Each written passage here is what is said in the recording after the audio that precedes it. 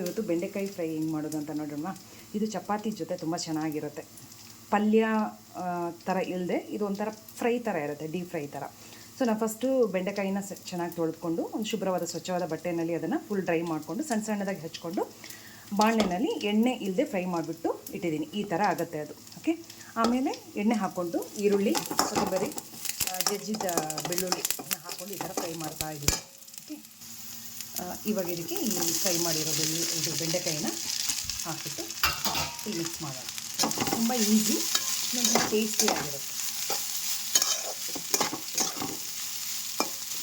ಚೆನ್ನಾಗಿ ಫ್ರೈ ಆಗಿ ಬೇಯಬೇಕು, ಅದು ಚೆನ್ನಾಗಿ ಬೇಯಬೇಕು. ಇದು ಮುಚ್ಚಳ ಹಾಕ್ಬಿಟ್ಟು ಒಂದು 10 ನಿಮಿಷ ಚೆನ್ನಾಗಿ ಬೇಯಬೇಕು. ಫ್ರೈ ಆಗ್ತಾ ಇದೆ. ಇದಕ್ಕೆ ಮಸಾಲ ಏನು ಹಾಕೋದು ಅಂದರೆ ಜೀರಿಗೆ ಪೌಡ್ರು, ಆಮೇಲೆ ಪೆಪ್ಪರ್ ಪೌಡ್ರು, ಉಪ್ಪು ಹಾಕ್ಬಿಟ್ಟು ಲಾಸ್ಟಲ್ಲಿ ಫೈನಲಾಗಿ ಉಪ್ಪು ಇವಾಗ ಹಾಕೋದು. ಸ್ವಲ್ಪ ಬೆಂದೋದ್ಮೇಲೆ ಉಪ್ಪು ಹಾಕ್ಬಿಟ್ಟು ಚೆನ್ನಾಗಿ ಬೆಂದಾದ ನಂತರ ಜೀರಿಗೆ ಪೌಡ್ರು, ಪೆಪ್ಪರ್ ಪೌಡ್ರು ಹಾಕಿದ್ರೂ ತುಂಬ ಚೆನ್ನಾಗಿರುತ್ತೆ. ಬಟ್ ನಾನಿವತ್ತು ನನ್ನ ಮನೆಯಲ್ಲಿ ಮಸಾಲ ಪೌಡ್ರ್ ಅಂದರೆ ಚಿಕನ್ಗೆ, ನಮ್ಮ ಮಂಗಳೂರು ಕಡೆ ಚಿಕನ್ ಸುಕ್ಕ ಅಂತ ಹೇಳ್ತೀವಿ, ಅದಕ್ಕೆ ನಾವು ಒಂದು ಪೌಡ್ರನ್ನ ರೆಡಿ ಮಾಡ್ತೀವಿ.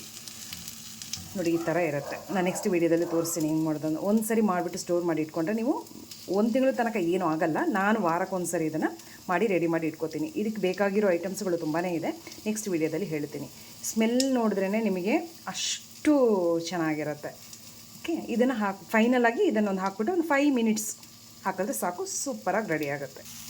ನೋಡಿದ್ರಲ್ಲ, ಹಾಫ್ ಬಾಯ್ಲ್ ಆಗಿದೆ. ಇವಾಗ ಇದಕ್ಕೆ ನಾನು ಪೌಡ್ರ್ ಉಪ್ಪನ್ನು ಯೂಸ್ ಮಾಡ್ತಾಯಿದ್ದೀನಿ. ಯಾಕಂದರೆ ಕಲ್ಲು ಉಪ್ಪನ್ನು ಯೂಸ್ ಮಾಡಿದ್ರೆ ಅದು ಕರೆಕ್ಟಾಗಿ ಮಿಕ್ಸ್ ಆಗೋಲ್ಲ, ಹಂಗೆ ಇರುತ್ತಲ್ಲ, ಅದಕ್ಕೋಸ್ಕರ ಪೌಡ್ರ್ ಉಪ್ಪನ್ನ ಹಾಕ್ತಾಯಿದ್ದೀನಿ. ಎಷ್ಟು ಬೇಕು ತುಂಬ ಹಾಕೋಕೆ ಹೋಗ್ಬಿಡಿ, ಯಾಕಂದರೆ ಇದು ಬೇಗ ಎಳ್ಕೊಂಡು ಬಿಡುತ್ತೆ ಉಪ್ಪು ಬೆಂಡೆಕಾಯಿ.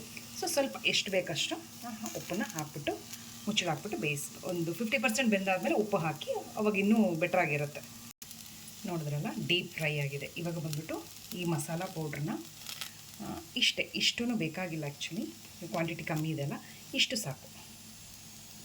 ಒಂದು 1/4 ಸ್ಪೂನಷ್ಟು ಹಾಕಿಬಿಟ್ಟು ಚೆನ್ನಾಗಿ ಫ್ರೈ ಮಾಡಬೇಕು. ಇದೊಂದು 5 ಮಿನಿಟ್ಸ್ ಫ್ರೈ ಆಗಲಿ ಸಾಕು. ಓಕೆ, 5 ಮಿನಿಟ್ಸ್ ಫ್ರೈ ಆದರೆ ಸೂಪರಾಗಿರುತ್ತೆ, ಸಾಕು. ತುಂಬ ಫ್ರೈನೂ ಆಗಬಾರ್ದು, ತುಂಬ ಮಸಾಲ ಹಾಕಿದ್ಮೇಲೆ ತುಂಬ ಫ್ರೈ ಮಾಡಬಾರ್ದು. ಅದಕ್ಕೆ ಅಷ್ಟರಲ್ಲಿ ನಮ್ಮ ಮನೆಯವರು ಪಕ್ಕದ ಮನೆಯಲ್ಲಿ, ಅವ್ರ ಫ್ರೆಂಡ್ ಮನೆಯಲ್ಲಿ ಹೋಮ್ ಮೇಡ್ ಸ್ಯಾಂಡ್ವಿಚ್ ಮಾಡಿಕೊಟ್ಟಿದ್ರು, ತಂದುಕೊಟ್ರು. ನೋಡೋಕ್ಕೇ ತುಂಬ ಚೆನ್ನಾಗಿದೆ. ಆ್ಯಕ್ಚುಲಿ ಆಯಿಲ್ ಫ್ರೀ ಆಗಿದೆ. ನಾನು ಸ್ವಲ್ಪ ಆಯಿಲ್ ಫ್ರೀನೇ ಇಷ್ಟಪಡೋದು. ಒಳಗೆ ನೋಡಿ, ಎಲ್ಲ ಪನ್ನೀರು, ವೆಜಿಟೇಬಲ್ಸ್ ಎಲ್ಲ ಹಾಕ್ಬಿಟ್ಟು ಕೊಟ್ಟಿದ್ದಾರೆ.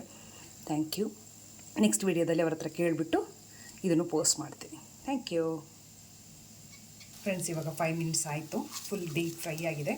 ಇದು ಚಪಾತಿ ಜೊತೆ ಟ್ರೈ ಮಾಡಿಬಿಟ್ಟು ನೋಡಿ, ಇಲ್ಲಾಂದರೆ ಮೊಸರನ್ನ ಜೊತೆ ಸೈಡ್ ಡಿಶ್ ಆಗಿನೂ ಯೂಸ್ ಮಾಡ್ಕೋಬೋದು. ತುಂಬ ಚೆನ್ನಾಗಿದೆ, ತುಂಬ ಟೇಸ್ಟಿಯಾಗಿದೆ. Thank you so much. Keep support me.